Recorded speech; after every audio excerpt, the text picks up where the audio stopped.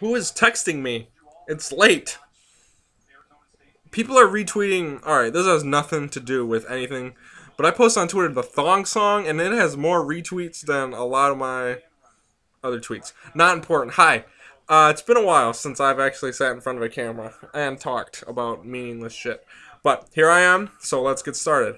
I earlier today, I was actually in the shower. I thought about my friend Ashley, who is actually working on a little bit of a project, which I'm trying to help her with, that could change her life in a way if it turns out to be successful, which I'm confident it will, because I'm confident in her as a person and her business sense, marketing skills, just common knowledge type deal. But anyway, and that kind of got me thinking about my hobbies and like what I do.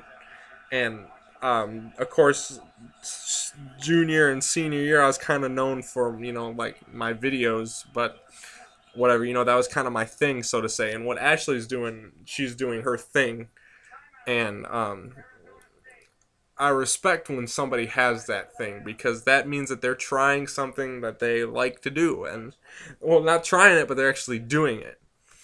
And my thing was the videos. Ashley's got her thing, and this person's got their thing. You kind of think of people off the top of your head, and oh yeah, he's the kid who makes videos, or yeah, that guy, he plays hockey. Like that's their thing. And whether or not that thing, I mean, continues throughout their whole life, kind of um, is all determined by whether they're successful at it. Like if you play hockey and that's your thing and you want to do that and you know that's your thing, then you'll practice and you'll go to college for it and then hopefully go pro. And then if you fail, you fail, and then you go off and do something else. But if you're making videos, so to say, and you get a YouTube partnership and then all of a sudden making a bunch of money and then you're taking off and you're still enjoying it, then that's your thing. And if you're making clothing and then all of a sudden people are paying attention to it and buying your stuff online, your online store, that's your thing. And it just is labeled as your thing. And that's just it. Your occupation, your career path is all based around what you like to do, hopefully. Because nobody should be ever doing something they don't like to do. That's horseshit. And I'll say that a million times front and back, that you need to like what you do. So, about December 27th of last year, I woke up thinking, is making videos what I want to do with the rest of my life? Because at that time, I was thinking, hey, I'm graduating from high school in June. I got to figure out what I'm going to college for. Am I going to go to college for video publishing or whatever, editing, marketing, blah, blah, blah. And I thought, well, I'm gonna find out if this is what I want to be doing. So I said, I'm gonna make a video every single day of 2012, and I'm gonna call it the 365 Project and see if it works. Well, we all know that it didn't. I could not keep up with it, and it was just overwhelming for me, and it failed. I quit making videos every day, and looking then when I was failing, I felt like shit. I felt awful, and I was just down in the dumps all the time, depressed about it, because I was like, oh my god, what am I going to make a video about today? And I was stressing, and I was always constantly writing down video ideas and trying to figure out what I was going to be doing. And so finally I said, I'm done. I can't take it anymore. And that's when I realized that making videos is not my thing. And whether or not I'm good at it, it's not up to me. But it doesn't matter if I'm good at it. I just know myself now that it's not what I want to be doing forever. Some people have multiple things. Making videos could be a side thing for me later. I keep calling it a thing. I don't know what else to call it. But anyways, so I started making these videos every day. I went for 83 days, I think.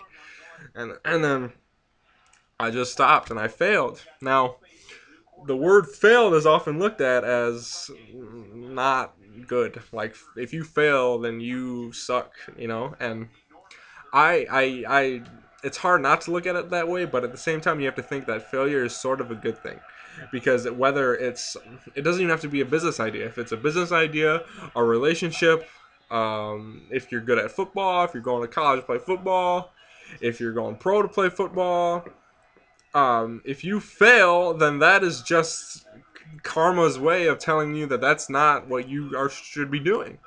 And whether it's a relationship, going pro in football, making videos online, playing hockey the rest of your life, computer programming, blah, blah, blah, occupation. If you fail, don't look at it as a bad thing. It's a good thing, because that's the universe's way of telling you you should be doing something different, because you have a skill somewhere else that you have yet to be discovered, and you should be doing something else. So set this aside and go find what you should be doing and put time in to do it.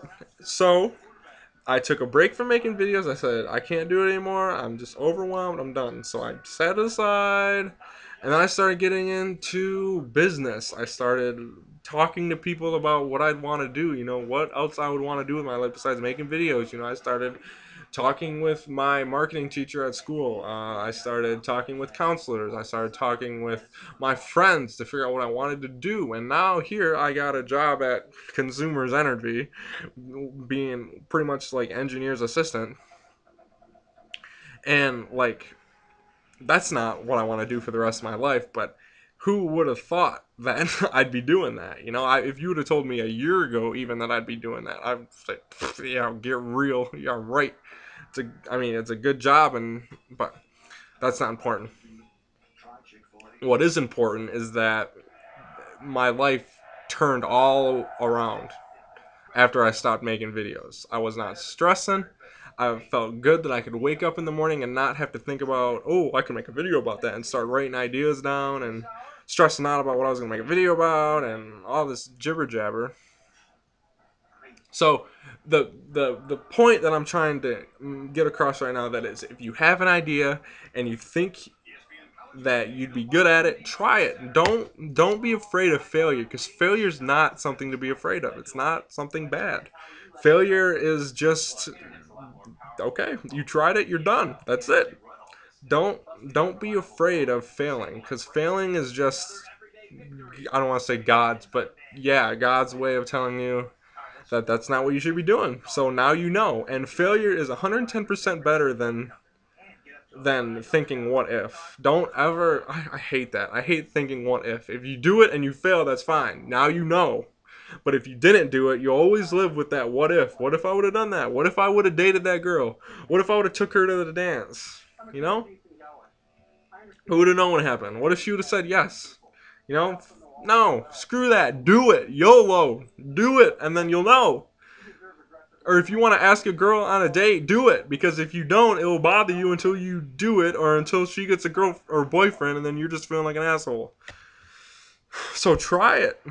Failure's not bad. That's what I'm saying. So if you have an idea, go for it. You fail, not a big deal. On to the next thing. 8 minutes long. My name is Richard Hagan. Have a good night. Night owls, go to bed.